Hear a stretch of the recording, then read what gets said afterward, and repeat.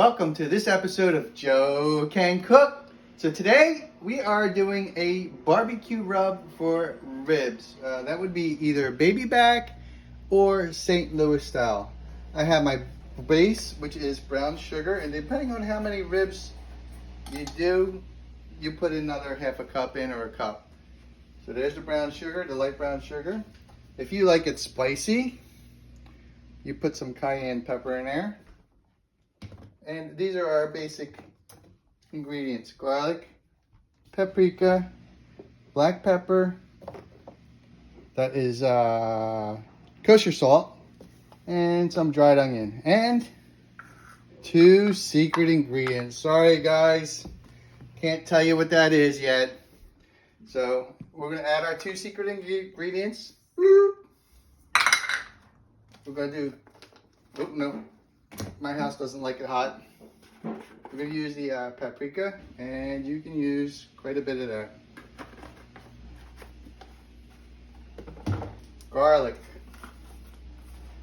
and again, quite a bit of that. You want to taste something. Black pepper.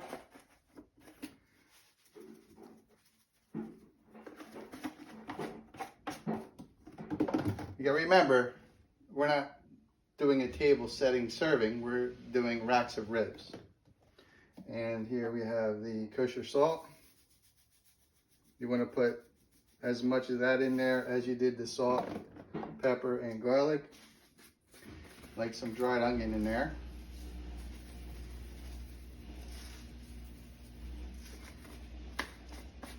Now, we're going to mix it all up and see how it looks.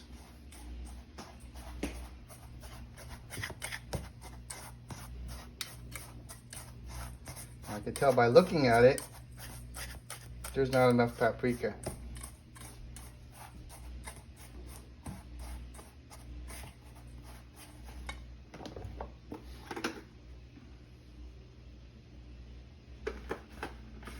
And since this is really a sweet mix, I am going to add a dash of cayenne. Dash.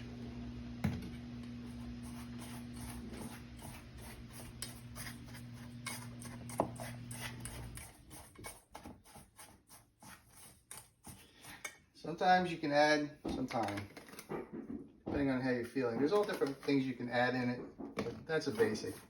We don't put a lot of that in there, just a wee bit.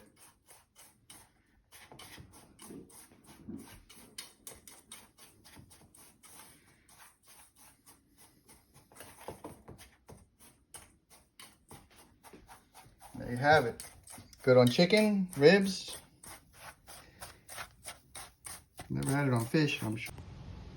All right, everybody, we are out at the grill. I have some wood chips soaking. This is apple. I prefer like a fruit wood, a sweet fruit wood, peach, apple, something like that. Cherry maybe with pork. Pros will not soak wood, and they actually use bigger hunks of wood. Chefs will use soaked wood. Is it an imperative? No. But it slows down the burn time on the wood and creates a little more steam. So we're going to throw a couple chunks in.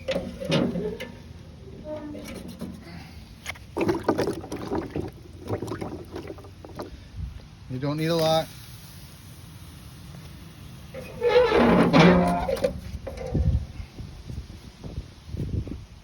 Pork is in there. I just threw it in. The temperature is at 250, it's perfect. I have my apple cider vinegar and a little bit of water mixed in this squirt bottle, and every half hour, 45 minutes, I will give them a little squirt. That'll help all the ingredients in the rub soak through. You can marinate this hours before you barbecue it, and it'll help the ingredients soak through on a marinade. But for now, this is the way I do it.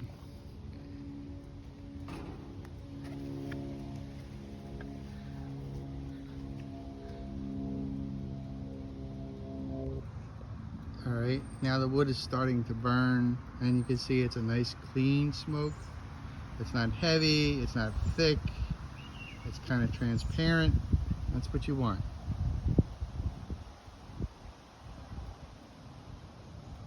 I mean, you don't want your meat tasting like a block of wood. And this is the way it's supposed to look. Here they are. Ribs are in. They've been in here for about a half hour. We'll give them their first squirt.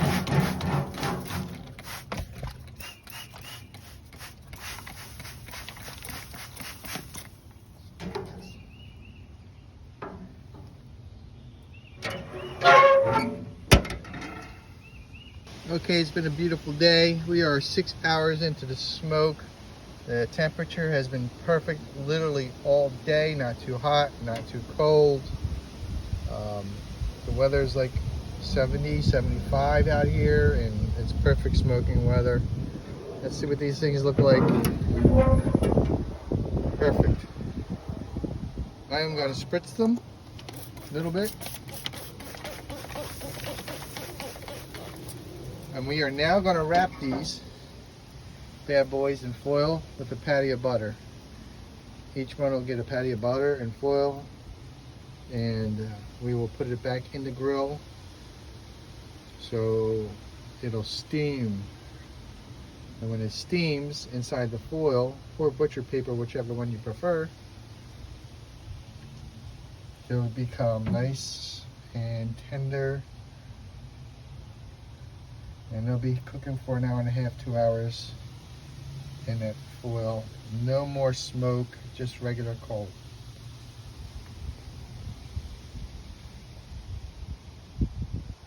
All right, it is now almost 5:20. Should really wait another 10 minutes. The temperature is still right on the money. It's been an amazing day. I really haven't had to mess with this thing much. Just add coal and wood when needed.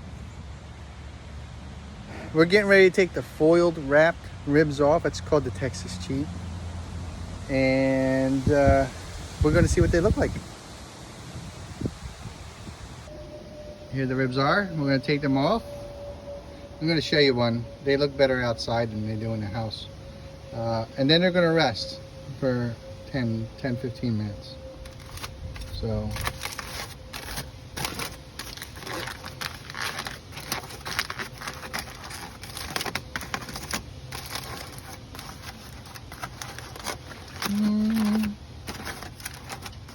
and look at that.